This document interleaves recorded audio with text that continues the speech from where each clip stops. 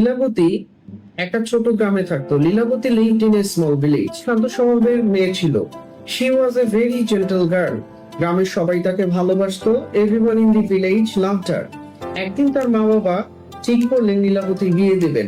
One day her parents decided to arrange her wedding. এই গ্রামে উৎসবের মতো পরিবেশ হলো। The whole village ঘর সাজালো ফুল আর আলো দিয়ে। People decorated the house with flowers and lights. মেয়েরা গান গাইলো, শিশুরা খেললো আর সবাই আনন্দ করলো। The women sang songs, the children played and everyone was very happy. বিয়ের দিনে লীলাবতী লাল শাড়ি পরেছিল। On the wedding day Lilavati wore a red sari.